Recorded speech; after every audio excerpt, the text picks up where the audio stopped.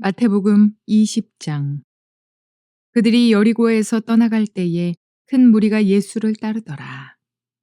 맹인 두 사람이 길가에 앉았다가 예수께서 지나가신 다음을 듣고 소리질러 이르되 주여 우리를 불쌍히 여기소서. 다윗의 자손이여 하니 무리가 꾸짖어 잠잠하라 하되 더욱 소리질러 이르되 주여 우리를 불쌍히 여기소서.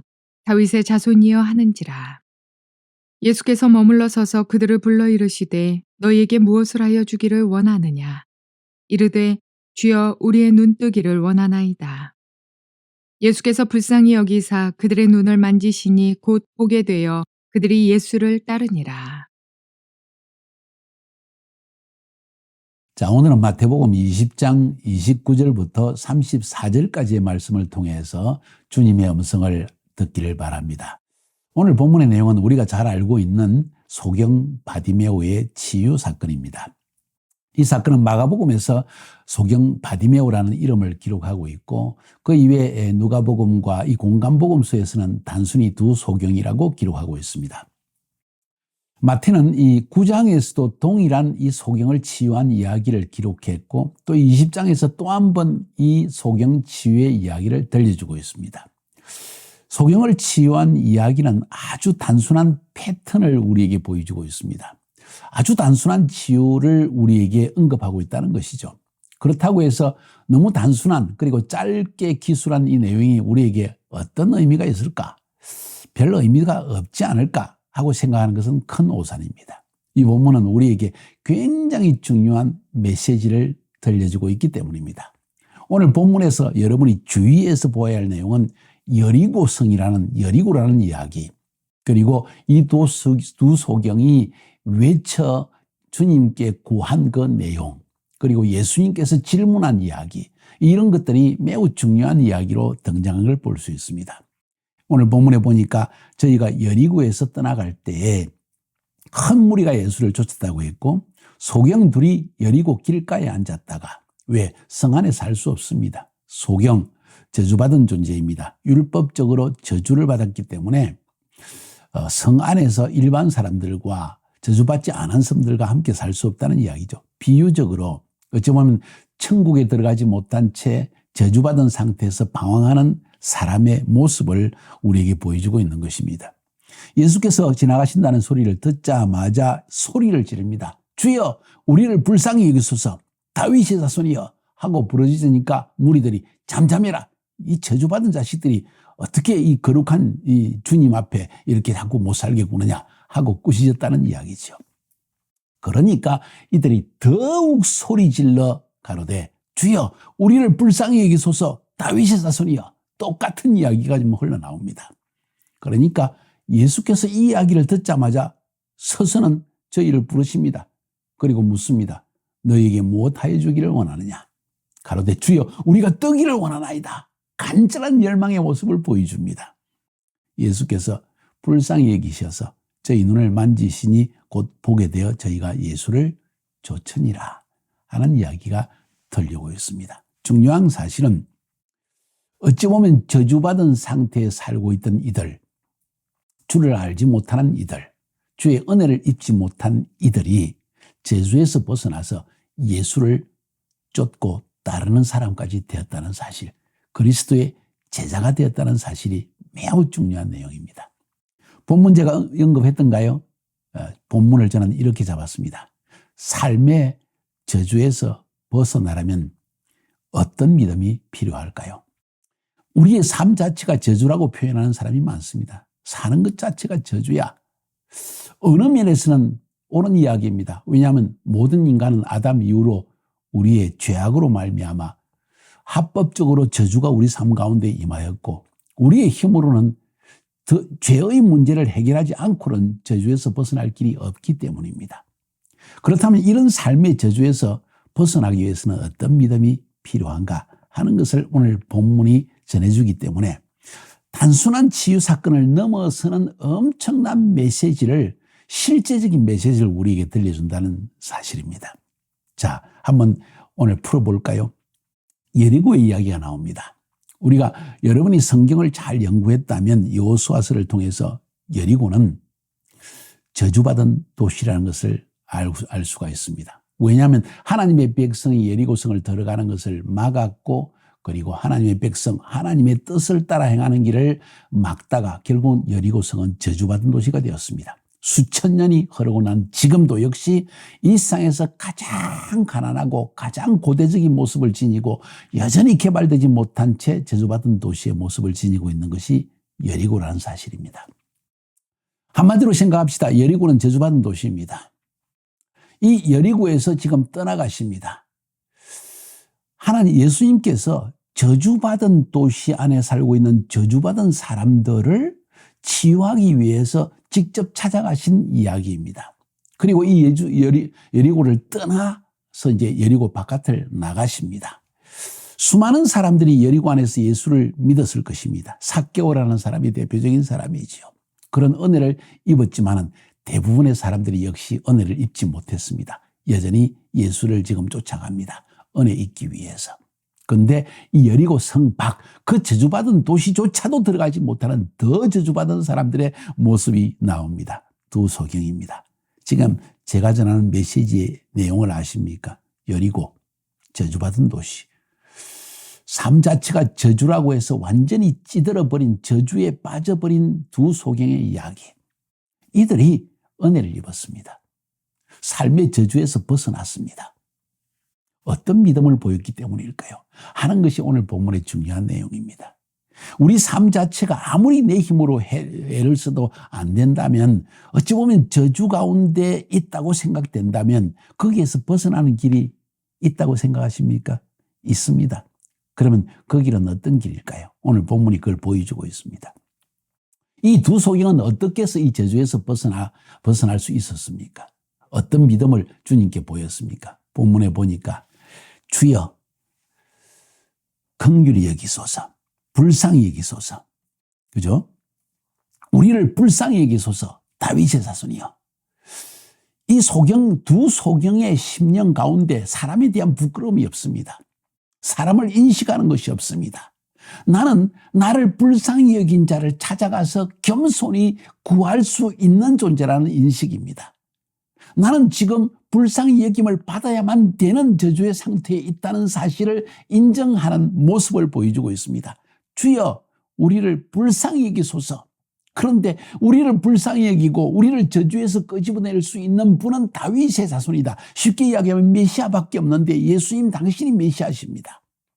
여러분 여기 잠깐 멈춰 생각해 보면 이 두 소경이 예수가 우리가 믿는 그 십자가에 죽으시고 부활하신 진정한 메시아라는 정도까지 믿었는지, 아니면 그냥 일반 사람들이 메시아는 우리를 구원하는 분, 로마의 압제에서 구원하는 분, 우리에게 삶을 참으로 축복으로 이끄는 분, 쉽게 아주 쉬운 형태로 믿었는지 우리는 알 수가 없습니다. 제가 생각하기에 이 두 소경은 아주 단순하게 그냥 우리를 저주에서 끄집어낼 수 있는 분, 우리의 눈을 치유할 수 있는 분, 저주받은 인생에서 우리를 끄집어내서 은혜를 베풀 수 있는 분, 이 정도로 생각했다고 생각합니다. 이것이 그들에게 있는 다윗의 자손에 대한 믿음이었습니다. 그런데 중요한 사실은 주여 우리를 불쌍히 여기소서. 저는 이 말씀을 딱 생각하면서 많은 생각이 떠올랐습니다. 어떤 생각인지 아십니까? 사람 앞에서 나는 이런 저주받은 존재요, 힘듭니다. 내 삶이 어렵습니다. 나를 도와주세요 하고 말할 수 있는, 자기 자존심을 꺾고 겸손하게 부탁할 수 있는, 구할 수 있는 이런 겸손한 심령을 가진 사람이 많지 않다는 사실을 저는 떠오르게 되어집니다. 제 주위에 제가 아는 많은 사람들이 있습니다. 선교사님들도 있고요, 목사님도 있고요, 평신도도 있고요, 믿지 않는 사람들도 있고요. 그런데 거기에서 한 가지 중요한 특징을 발견합니다. 하나님을 믿는 사람이 있는지 믿지 않는 사람이든지 동일하게 마음이 겸손한 사람은 내가 도움을 구할 수 있는 상태가 된다는 거예요. 그런데 마음이 교만한 사람은, 겸손하지 못한 사람은 사람에게 구하는 것을 내가 왜 구해? 내가 이렇게 구하면 저 사람이 나를 어떻게 볼까? 혹은 그런 거 다 떠나서 남에게 구하는 것, 자존심 상한다는 것이죠. 이런 것 때문에 심지어 하나님 앞에 가서도 구하지 못하는, 이게 하나의 성격으로 굳어져 버린 사람들이 있다는 것입니다. 굉장히 하나님의 은혜를 얻기 힘든 사람입니다. 삶의 저주가 임하여도 저주에서 벗어날 수 있는 가장 중요한 길은 겸손을 가지고 내가 나에게 은혜 베풀 자에게 찾아가서 구할 수 있는 마음의 상태, 그게 바로 겸손한 마음입니다. 그런데 자존심 때문에 겸손하지 못해서 결국 은혜를 구하지 못합니다. 저 좀 도움이 좀 필요합니다. 제가 사실은 지금 삶이 상당히 어렵거든요. 남에게 어렵다는 말하는 것이 자존심 상할까요? 아니요. 어려울 때는 도움을 얻어야만 합니다. 도움을 얻고 난 뒤에 또 나보다 어려운 사람을 도울 수 있는 그런 은혜가 있다면 더 좋은 것 아니겠습니까? 그런데 안타깝게도 이런 부류의 사람, 저주에서 벗어나지 못하고 가난에서 벗어나지 못하고 삶의 모든 꽉 막힌 상황에서 벗어나지 못하는 사람들의 가장 중요한 특징들을 가만히 살펴보니까 사람에게 자신의 문제를 진솔하게 털어놓고 구하지 못하는 사람이라는 사실을 저는 많이 발견합니다. 조금 전에 언급한 것처럼 믿는 사람, 믿지 않는 사람, 하나님을 믿는 사람, 불신자 상관없이 오히려 불신자라 할지라도 겸손하게 제가 사정이 지금 어렵거든요. 저에게 이런 도움을 주시면 제가 한번 힘써 인생을 살아보겠습니다. 이런 사람들은 삶을 오히려 헤쳐가는 것을 보게 되어집니다. 여러분은 어떤 사람입니까? 정말 아무 쓸데없는 자존심 하나 딱 붙들고 사람에게 도움을 구하지 못한 채 썩어져 가고 가난에 찌들리고 괴로움 가운데 처하고 앞길에 무슨 일이 있을지를 알지 못한 채 방황하는 인생을 살고 있습니까? 아니면 내가 이래서는 안 되는데 뭔가 문제가 있는데 왜 나는 가난한 상태에 있을까? 나는 왜 이런 어려운 상태에 있을까? 하고 그것을 털어놓고 사람과 대화를 나눈 것일까요? 특별히 나에게 도움을 줄 수 있는 사람을 찾아가서 도움을 구하는 태도, 그것이 부끄러운 것입니까? 아니요, 인생의 모든 사람에게 이런 문제는 닥치는 것입니다. 그런데 이런 사람, 저주에서 벗어나지 못한 채 여리고에 갇혀 있는 사람들의 특징, 혹은 여리고보다 더 못한 저주의 상황 속에 빠져 있는 사람들, 은혜 있지 못한 사람의 특징, 그것은 겸손한 마음의 태도가 없기 때문에 구해야 될 때 구하지 못하고 도움을 구해야 될 때 구하지 못하기 때문에 결국 자기의 자존심을 가진 채 썩어져가는 인생을 살고 있다는 사실을 발견했다는 거예요. 되게 마음을 꿍 하고 아무에게 말하지 않고 마음을 열지도 않고 심지어 아내에게도 모든 문제를 털어놓지 못하고 이런 사람들의 경우에 아내 혹은 남편과 대화를 나눌 때 화를 벌컥 냅니다. 자존심 때문이죠. 오히려 내려놓고 참 내가 부족하네. 내가 정말 노력을 하는데도 잘 되지 않는데 내가 어떻게 잘 될 수 있는 길은 뭘까?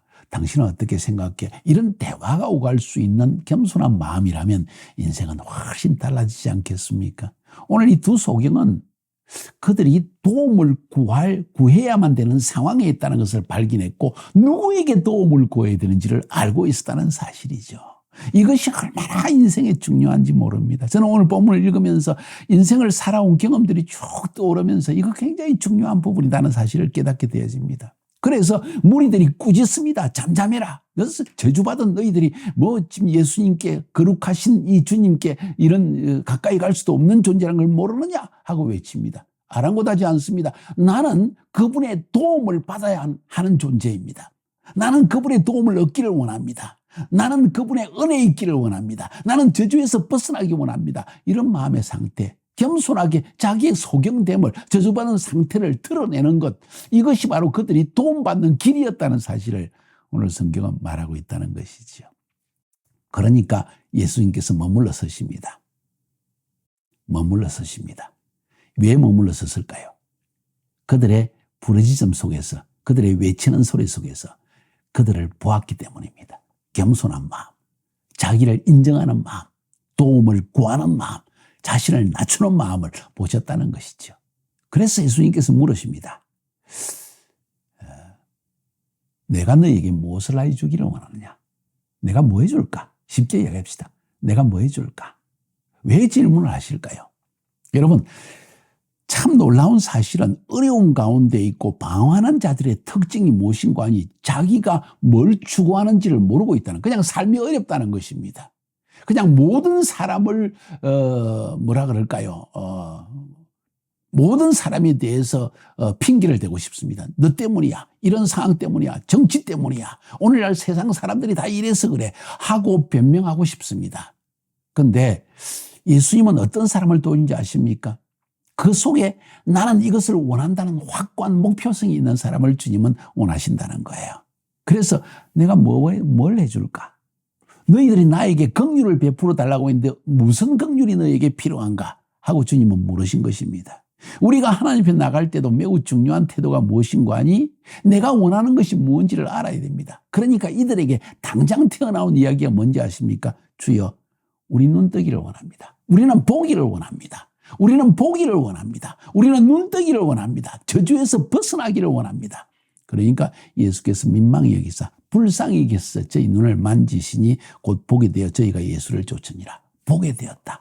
그리고 예수를 쫓았다고 했습니다. 보게 되니까. 그들이 원하는 것을 얻었습니다. 그들이 원하는 것을 주신 그분이 바로 메시아라는 걸 알고 예수를 따르기 시작합니다. 여기 중요한 사실은 보기를 원합니다. 눈을 뜨기를 원합니다. 앞에서도 말씀드린 그 사람들, 자기 자존심으로 가득 찬 사람, 마음이 겸손하지 못한 사람, 자기의 가난함을 드러내는 것을 힘들어하는 사람, 남에게 도움 구하는 것을 부끄럽게 생각하는 사람, 이들의 특징 가만히 살펴보면요, 사실 자기가 원하는 것이 뭔지를 모르고 살아가고 있습니다. 그래서 남들에게 도움을 반드시 구할 필요가 없습니다. 왜? 자기가 원하는 것이 없기 때문입니다. 단지 삶이 어렵다는 것뿐입니다. 이게 문제라는 거예요. 아무리 생각해봐도 자기가 원하는 것이 뭔지를 몰라요. 그러니까 지금 어려워도 어려움을 해칠 마음의 동기 자체가 없다는 거예요. 열정 자체가 없다는 것입니다. 이게 큰 문제입니다. 저희 주위에 많은 사람들이 그런 사람을 보게 될 때 참 안타까운 마음을 금할 수가 없습니다. 이상하게 뭔가 일을 하는 것 같은데, 시킨 일은 잘 하는 것 같은데, 가만 시간이 지나보면 자율적으로 자신이 일을 해야 될 때 보면 흐르륵 멈춰져서 사람이 사라져 버립니다. 열정도 없습니다. 목표성도 없습니다.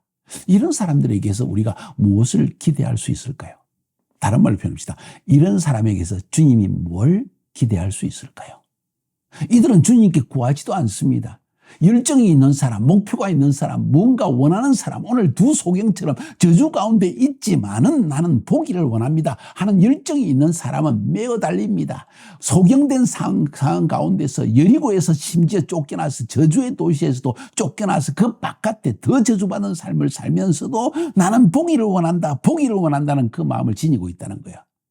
생각해 봅시다. 두 소경은 날 때부터 소경이라고 성경은 기록하고 있습니다. 오늘 본문에는 없지만 마가복음과 다른 복음서를 보면 이 두 소경은 날 때부터 소경되었습니다. 그러니까 소망이 없는 사람이라는 거예요.